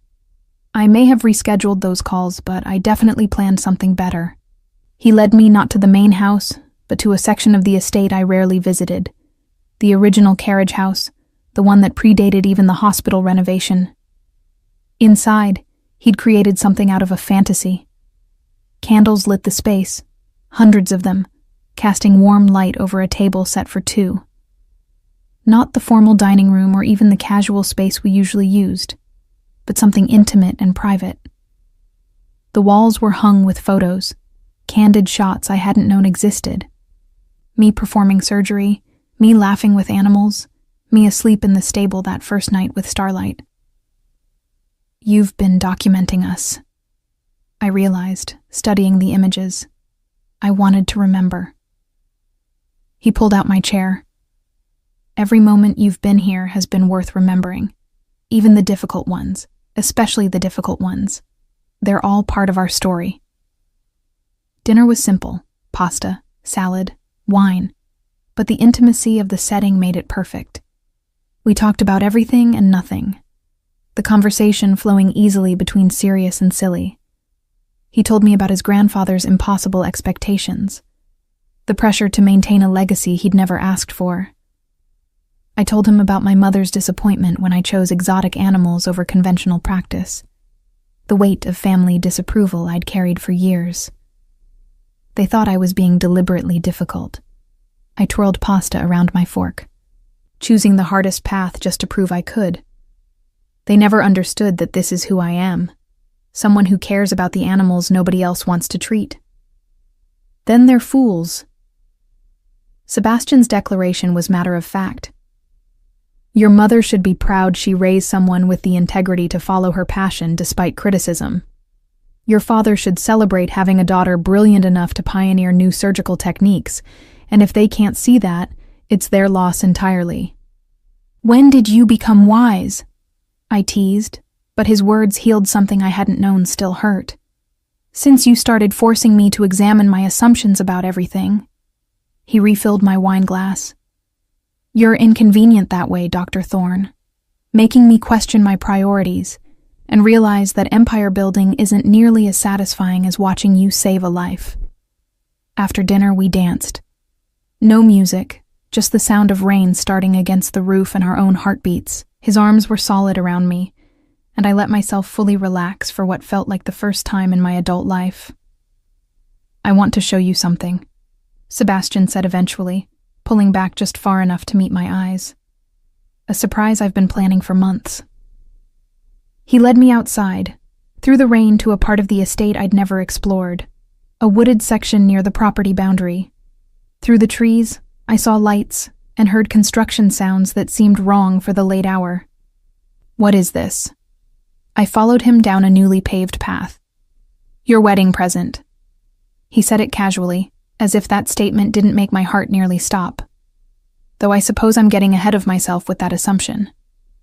Sebastian, just look first. He pushed aside some branches, revealing a clearing where a building was taking shape. Not finished yet, but far enough along to show its purpose. A rehabilitation center, specifically designed for exotic wildlife, with massive enclosures visible even in the partial construction. A hospital wing for medical care, outdoor habitats for recovery, space for education and research. I don't understand. I stared at the structure, my mind struggling to process the scope. You save animals that other people break. Sebastian moved behind me, his arms wrapping around my waist. But saving them isn't enough. They need somewhere to recover, to relearn how to be wild, to have a second chance. This is that place. This must cost millions. The scale of it was overwhelming. Tens of millions by the time it's finished. He agreed easily. Money I'd rather spend on this than another hotel property or investment portfolio. Money that means nothing compared to watching you light up when you describe your vision for wildlife conservation. I turned in his arms, studying his face. You're really doing this? Building me a rehabilitation center?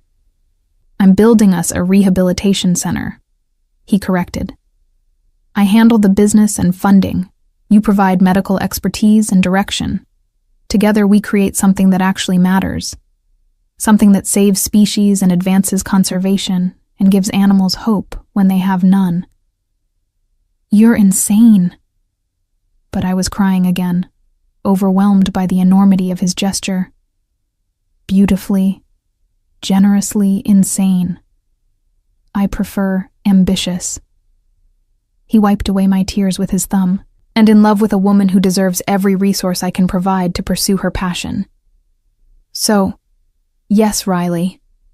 I'm building you a wildlife rehabilitation center and a research laboratory, and whatever else you need to change the world one animal at a time. I kissed him again, there in the rain with our half-built future rising behind us. Kissed him until we were both breathless and soaked and laughing at the absurdity of it all. When? I asked finally. When did you plan all this? Started the day after you agreed to stay, he admitted. I knew then that you were going to revolutionize exotic animal medicine. I wanted to give you the platform to do it properly. You're too much. But I was smiling. Too generous, too intense, too everything. Too much in love with you to do anything halfway. He took my hand, threading our fingers together. So that's my confession, Dr. Thorne. I've been planning our future since the beginning, hoping you'd want it too. Hoping you'd eventually trust me enough to build it together. I want it. The admission felt like the final wall crumbling. All of it. The center, the partnership, the future. You. Then you have me, he said simply. All of me. For as long as you'll take me. We walked back to the main house together, soaked and muddy and ridiculously happy. Margaret met us at the door with towels and a knowing smile. The guest house hot tub is prepared, she informed us primly, along with champagne and those chocolates Dr. Thorne likes. I took the liberty of assuming you'd both need warming up. You're wonderful, Margaret. I impulsively hugged her, something I'd never done before. Thank you. You're quite welcome, Dr. Thorne. But she was smiling as she ushered us toward the guest house. Mr. Cross is significantly more pleasant when you're around. That alone deserves my full support. Later, in the hot tub with champagne and chocolate and Sebastian's arms around me, I realized something fundamental had shifted. I'd spent years afraid of depending on anyone, convinced that trust inevitably led to betrayal. But Sebastian had proven different. Not through grand gestures, though those certainly helped, but through consistent daily choices. The way he consulted me on decisions. The way he celebrated my successes without trying to take credit. The way he gave me space when I needed it, and support when I asked. "What are you thinking?" he asked, his breath warm against my neck. That I'm happy. Simple words, profound truth. That for the first time in my life, I feel like I'm exactly where I'm supposed to be. Good. His arms tightened slightly. Because I plan on keeping you this happy for the next 60 years or so. Only 60? I teased. Not very ambitious. Fine. 70, 80. However long we get, I'm planning on maximizing every moment. He turned me to face him. I love you, Riley. Today, tomorrow, every day after. That's not changing. I love you too. And saying it felt right, felt true in a way nothing else had in my chaotic, complicated life. Now shut up and kiss me before I get emotional again.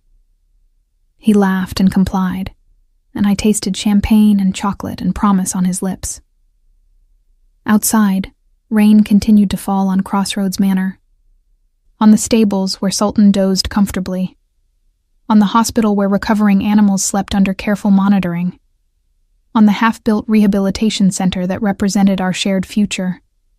On all of it, washing away the past and leaving space for something new to grow. Something real. Something lasting. Something ours.